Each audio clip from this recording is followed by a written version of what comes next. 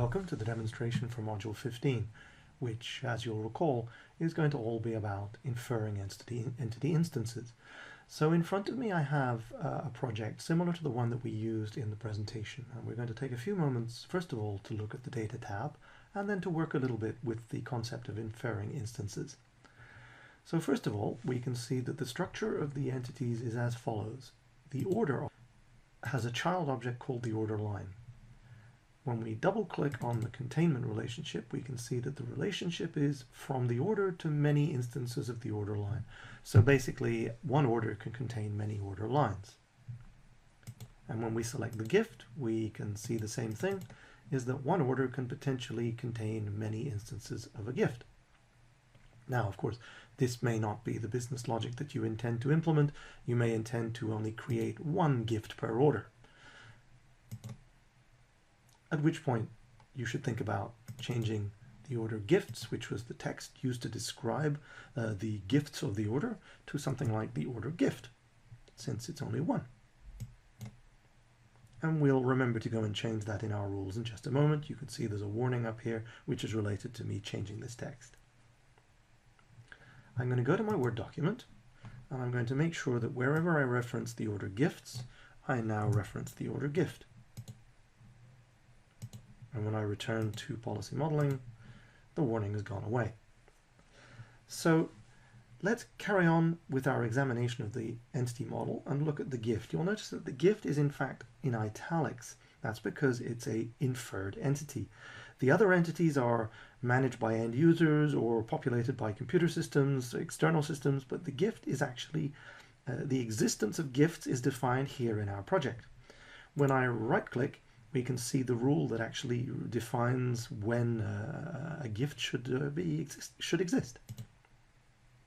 It says, infer instance the order gift if the order qualifies for a gift. So the logic says that if an order qualifies for a gift, then you're going to get a t-shirt.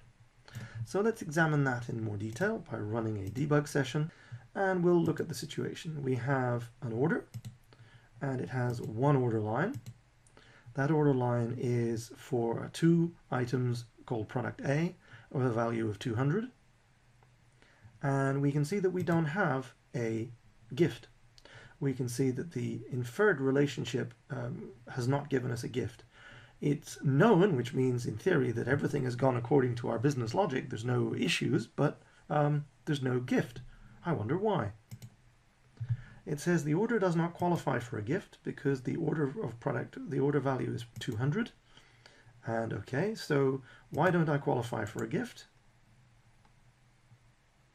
It has to be greater than 200. All right, so now we've understood the logic of when you get a gift and when don't you. So I'll go back to my order, and I'll go to my order lines, and let's add another order line. I know I could have kept the original order line as well, but let's just say this is line 2. The order line value is 250, and the quantity was 3 of product A again. And immediately that I did that, if we go up to the order, we'll see that, yeah, the total order value of product A is 450, and that we now have an order gift. And we now have an order gift which says t-shirt. So we've magicked out of thin air, based on our business logic, the existence of a t-shirt. So now that we've created this basic mechanism, we can decide as and when a t-shirt should be added to the order. Let's go back to the infer instance rule and examine it in a little more detail. People are often confused by this argument here, the second part of the infer instance. Why does it just say t-shirt? What does it actually mean? To understand that, we need to dig a little deeper into the definition of the order gift. Or rather, I beg your pardon, the definition of the gift entity. So I'm going to go back to the gift, and you'll recall that whenever you create a new entity, so if I create a new entity here, I get a new entity, and I always get one attribute. You can consider it, if you will, that the absolute minimum to create any entity is to create the entity itself and to have at least one attribute. Because an entity without any attributes is like saying there's no information in it. And if there's no information in it, what's the point of having it? So this entity has one attribute. And this is in fact a very important attribute. Every time you create a new entity, you will always get a single attribute, and you have to have at least one attribute. The reason for that is because whenever you create an entity, it creates this attribute because it uses it as something called the identifying attribute. Think of it this way. Every entity requires at least one attribute, and that one attribute is used to identify, for example, this t-shirt or that t-shirt or that gift or that gift. So it's a minimum to make an entity function is to have this identifying attribute, which means that having a static value is probably not very logical, because that means all of the gifts, all of the t-shirts will have the same identifier. They'll all be called t-shirt, which really isn't very good. So I'm going to change this to the dynamic identifier, a very grand name for something very simple. So I'm going to take the dynamic identifier, and that's just because I'm afraid of making spelling mistakes. I'm going to find myself some space in here, and I'm going to define the dynamic identifier as being, let's say, t hyphen plus, let's do customer name plus text extract month.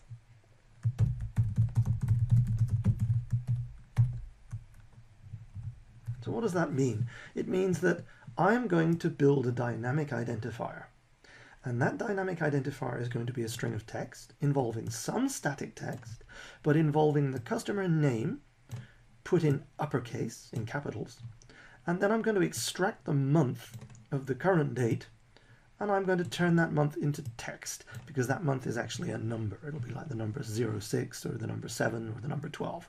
So I'm going to turn that into text. And I'm probably going to add, let's do it just to demonstrate, I'm going to do another bit of static stuff. So I'm going to build a more dynamic identifier. Now that I've built the dynamic identifier, it's going to be used whenever I infer an order gift.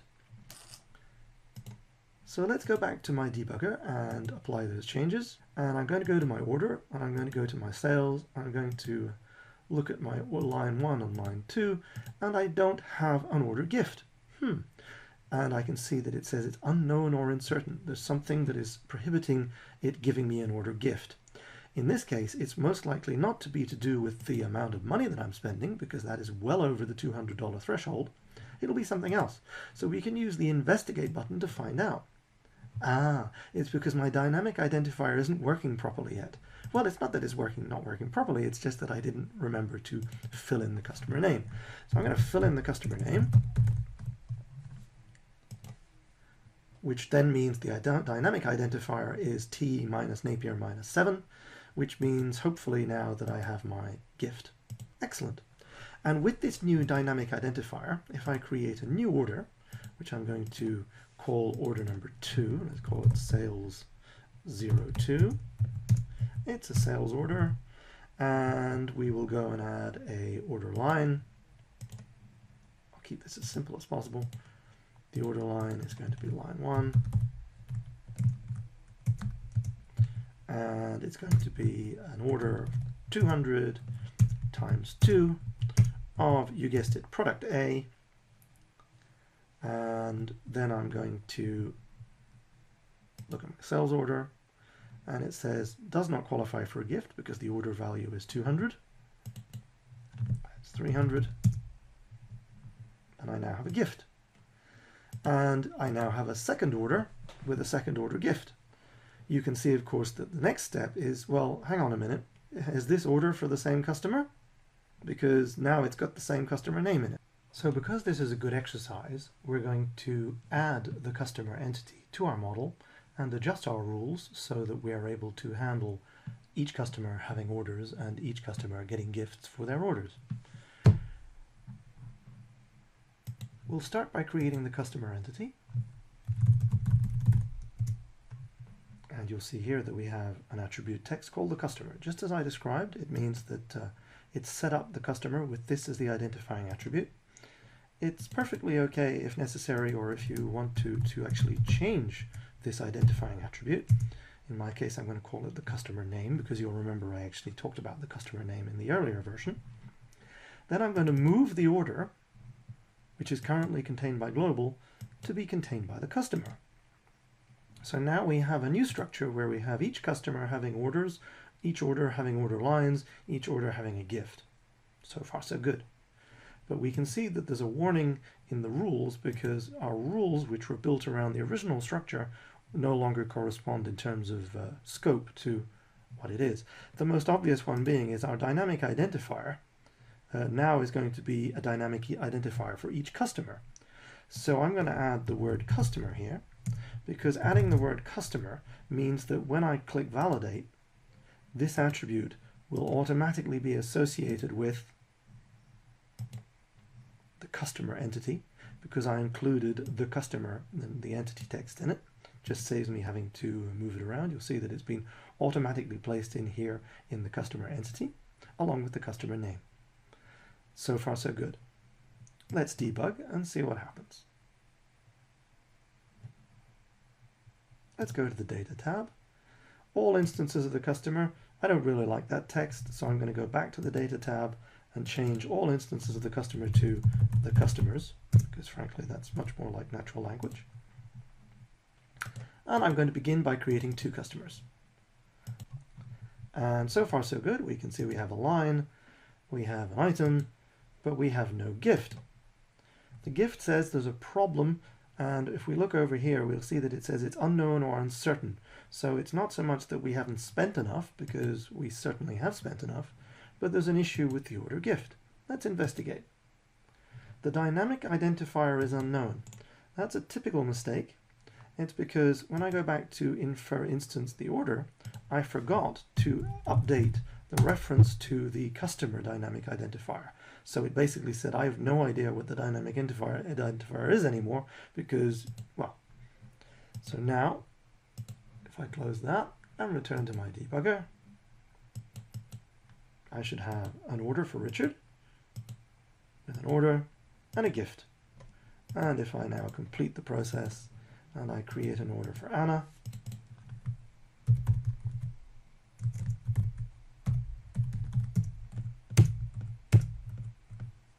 and I create an order line, I'm selling the same product at lots of different prices, but that's another story. And I can see now that I have an order gift with my dynamic customer related identifier. So we've seen three things in this little demo. First of all, we've seen how we can infer instances of a gift. Secondly, we've seen that when you infer instances of a gift, you need to provide a relationship and also an identifier. We started with a static identifier and then we turned it into a dynamic identifier. Finally, we added a new layer to our entity model and adjusted all of our rules so that we now create something for each order for each customer, and we take advantage of our dynamic identifier to make it dynamic for each customer. That's it for our little demo for Infer Instance. Now we're going to talk about Infer Instance 4. Instance 4. Infer Instance 4 essentially creates a counterpart. So if you have one entity instance in one entity and you want to create a counterpart in another entity on a one-to-one basis, Infer Instance 4 is what you need. So with that in mind, we need a good example. Consider the following. We want, for every order line, when a customer orders things from us, we're going to ship those products to the customer. And like many online e-commerce websites, if the order has multiple order lines, we may make multiple shipments. In our case, we'll say that for every order line, there will be one shipment. So that means that the shipment will be instanced from the order line. And to make things simple, I've named the relationship between the order line and the shipment the relationship between the order line and the shipment. So the first part would be to say, okay, the relationship between the order line and the shipment exists, and it's coming from the order line, and the order line is the origin of the shipment. So let's see what happens when we look at our project. under debug. I've gone back to a simpler version without the customer because I didn't want to get everybody confused with too many layers. So I have an order, and I have an order line, and because I have an order line, I need a shipment. So the shipment has been instanced because of the order line, infer instance 4. As you can see, we've actually populated a couple of pieces of information. The first one, the shipment is line 1, should immediately make you think of this. So the order line was line 1, and that is what was used to create the shipment and identify the shipment. So if we go back to our debugger, we'll see that the shipment is called line 1. It's being picked up from the order line. The second part, however, is, and this is obviously important if you're going to ship something, you need to know what it is you want to ship. So in the case of a shipment, we need to go back to the line item and find the product, because it's this product that is on the order line that is going to be shipped. So how do we do that? We did this using the for, and I want you to notice here that we have the relationship between the shipment and the order line. So compare these two. The relationship between the order line and the shipment, we generated the shipment from the order line. Once we've generated the shipment, we can use the reverse relationship to go back to the order line product to populate the product of the shipment. Let's go back and have a look. So the shipment relationship has been written out in both forward and reverse. So once you have instantiated the shipment using this, you can then use the reverse relationship to go back and find out information from the order line. So if we go back here, we have the order line quantity. So it's important for us that on the shipment, we need to know the quantity that we're going to ship. So we want to get the order line quantity. So we could go back and say the shipment quantity equals 4, and to save time I'm just going to copy this out and then change it.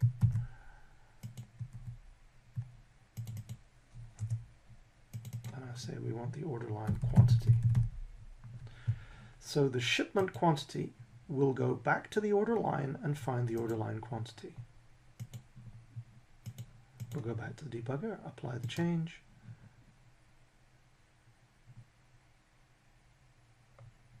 and we'll return to our order, and we'll return to the order lines, and we'll return to the shipment, and we'll look at the shipment. So we've been able to go back to the order line, which was the source of the shipment, and pick up both the product and the quantity.